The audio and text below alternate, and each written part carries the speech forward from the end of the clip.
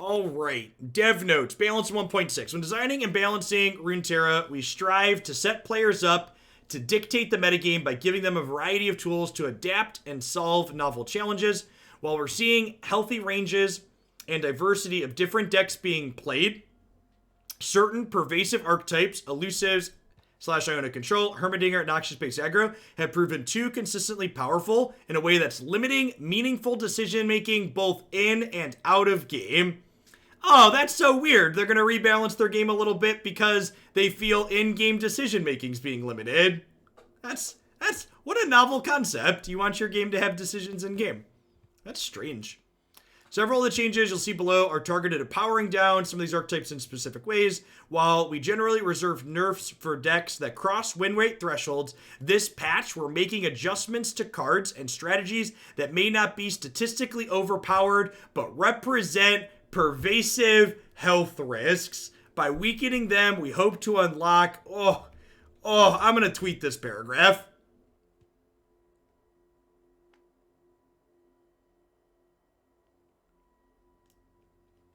Really love that clarity and just like the goal intended there.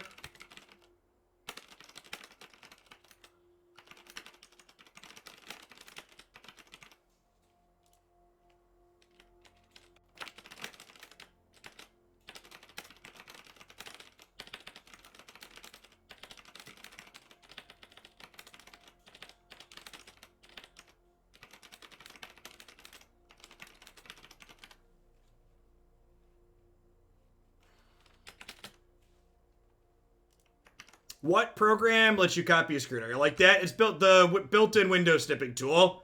Windows key Shift S.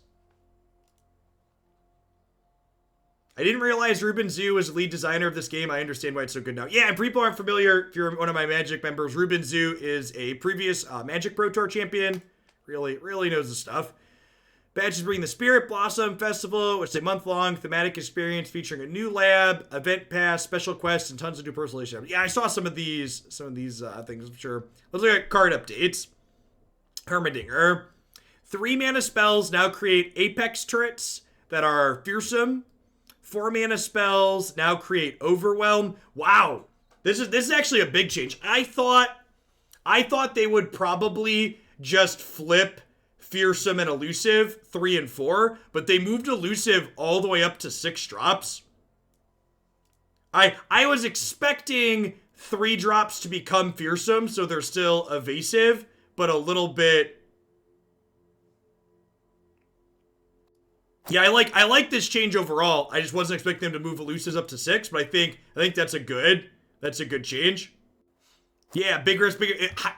This change could mean Heimerdinger with Lux could be really good because Lux wants you to cast 6 mana spells anyways.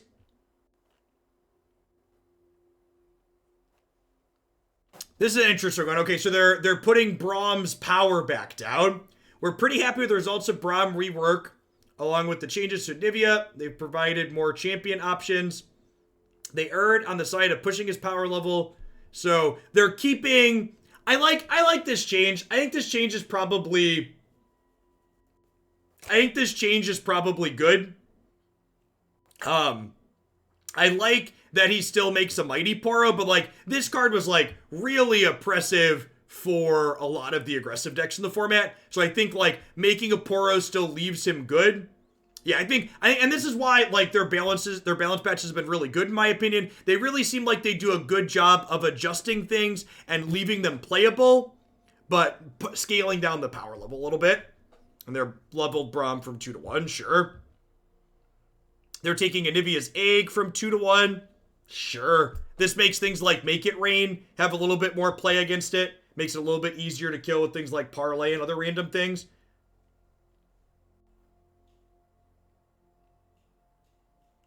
This is an interesting one. We've wanted to make this change for some time. Rally is generally intended as a slow speed effect, but it's nerf.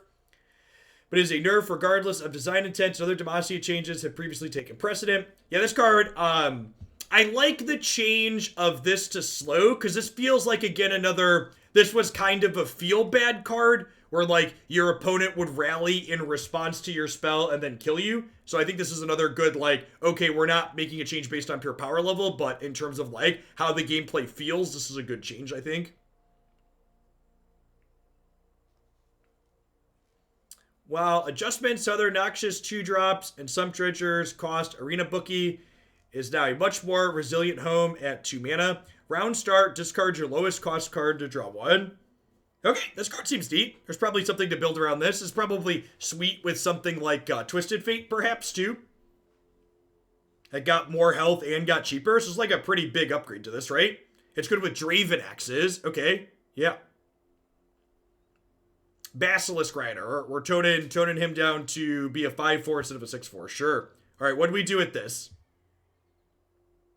Okay, I think this is good. So I think there were a few different directions they could have gone with Crimson Disciple here. So they've elected to make her only deal 1 when she survives damage. And I think that's a fine change. This is a big deal. This is going to make the Noxious decks a little bit less aggressive. So I think this is a good change overall. I think this is one of the few different things they could have done. Wow, Legion Grenadier is one I wasn't. Oh, and see, this is why I love fully digital card games are so elegant, because like Legion Grenadier here, this isn't a strict nerf, right? This card is just different now. So like Crimson Disciple's a strict nerf, we just do 1 instead of 2. But like this, they get to massage a couple of different numbers on it. So it's not dealing 2 when it dies anymore, but it also has a second health, so it doesn't trade in combat, trade down as nearly as often. So again, that seems like a good change. So like it's not strictly worse, it's just different.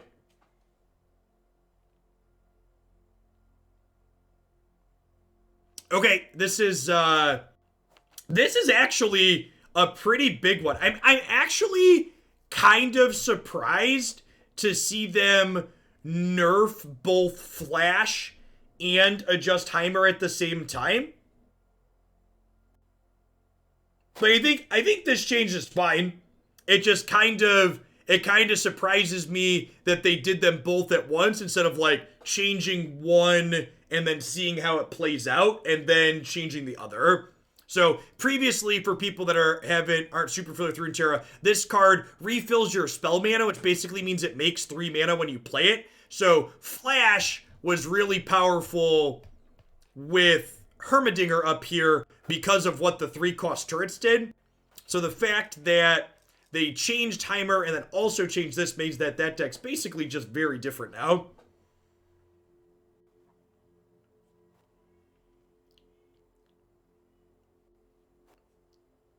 Interesting. Okay, so Sump Dredger was a 2-drop that made you discard a card to play him. Now he's going to a 3-drop that discards a card and then draws a card. Seems good.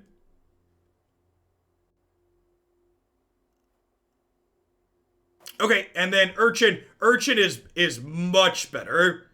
So Urchin is probably reasonably playable now. So this card was super awkward because you discarded it when you played it and then you didn't draw a card until it died. But now that it just like rummages when it comes into play, it feels like a big change. Whoa, this is huge. Shadow Assassin's been a near auto-include in Iona decks for some time. Consistent utility. Yeah, this is a big one. This means that the aggressive decks that play this will be a little bit less aggressive, while the control decks can still use it as a defensive tool against opposing elusive things, which is nice. Steel Tempest, stun, and attacking enemy. Sure. Yasuo. Yasuo could use the help. I don't know that this change really makes Yasuo that much better, but... Ooh, River Shaper buff. Sure. Oh, this is huge. Will of Iona. So, things like this always... It's really funny comparing Magic and Runeterra in a lot of ways, because like recalling a unit basically means unsummon or bounce it comparing to Magic, and the fact that like this card's up to 5, like unsummons up to 5 mana in this game now, like, yeah, I can see it. Yeah, like it's just an auto include, and like this makes it slightly less of an auto include, which is nice. And another thing too is like the 4-mana slot has so many reasonable things that you could be playing between Deny and the stun, make a 2/2 or 3/2, and Will of Iona, that the fact that this is at a different spot on the curve now is a big deal.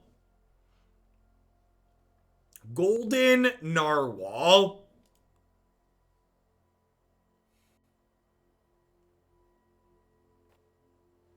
I don't know that this is necessarily playable, so it's vulnerable. So your opponent can... Yeah, Narwhal sucked before and still sucks. Probably still bad. I feel like they probably could have left this with 4 health, and like, maybe it's playable at 4 health, but it's probably not playable, even at a 2-drop and 3 health. That changes relevant to the next card. Oh, okay. So going from 5 to 4, and then down to 6. When I'm summon a Golden Narwhal for your opponent. Oh. Okay. Sure. This card's probably playable. It's like a 6/6 4-drop. Making the health less on this makes this have a lot less downside.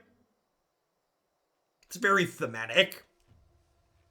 I retweeted this screenshot earlier. This is the new cosmetics coming, new pet, new board. Board just like, I think someone summed it up. They said it looked like a unicorn pooped on the board. And I think that's a very, very apt way to describe what's going on here. Did I not change my game category? I think I forgot to change my game category. Whatever, I'll get over it. The board's beautiful. Agree. Deck bundles.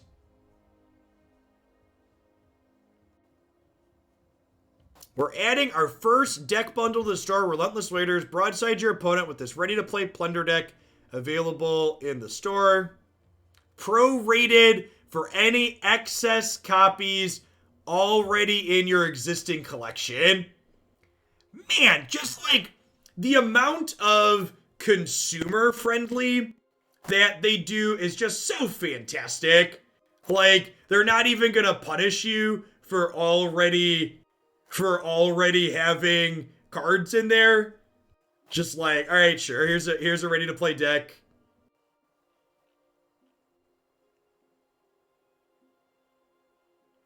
I don't really care. Expeditions is their version of Limited. I'm gonna skim over this. You can read that yourself. I don't really play Limited. Bug fixes sound good. Sure. They prorate bundles and League of Legends as well for skins and champs. Great. That's awesome. That's how it should be, right? You should get to not have to repay for things that you already have.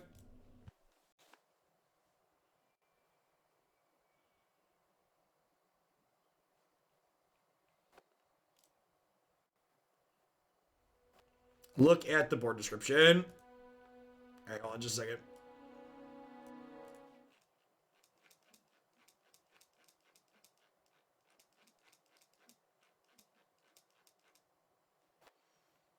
In addition to a ton of new cosmetics, the Spirit Board reward path, and the event path details in the dedicated preview article, our first epic tier board immerses you in the world of Spirit Blossom. Where's the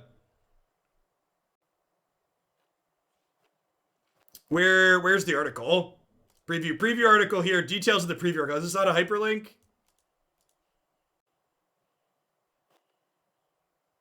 Oh, it's tappable interactive at the top. Yeah, they should hyperlink it here.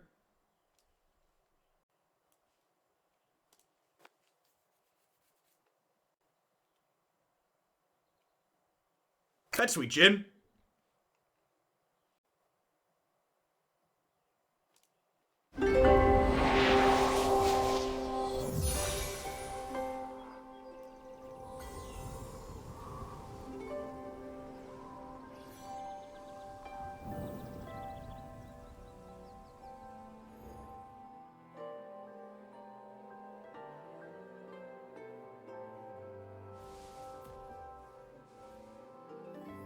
The dragon binds us.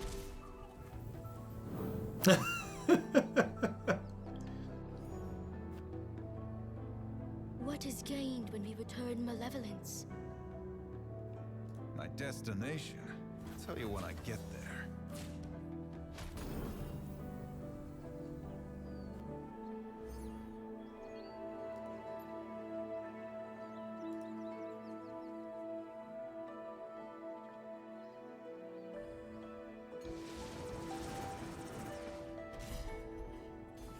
Oh, we've got different versions of the existing pets. Oh, that's great. They're so good at cosmetics.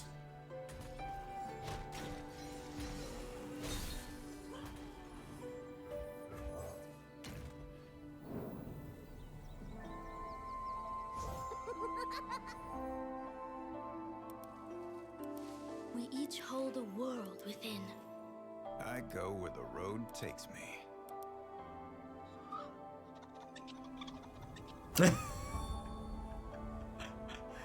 That's great.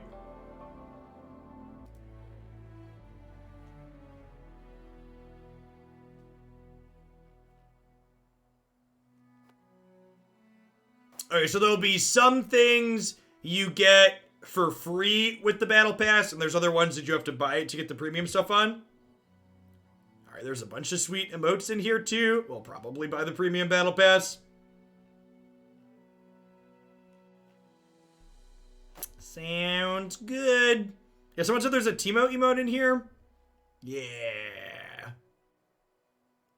Love it. Sweet. What is a battle pass? It is so basically, as you play for it's similar to the Mastery Pass. The Mastery Pass from Arena, if you're familiar with that, you get bonuses just for playing. Only with a battle pass, you get some of them for free. And then, so all the things on here listed as free, everyone will get if they cross the pedal threshold while they play. And if you pay for the premium version, you also get everything listed in the premium segment here when you hit those thresholds. So everybody gets a little bit of something just for playing during the event. And then if you also spend some money while playing, you get a bunch of extras along with it.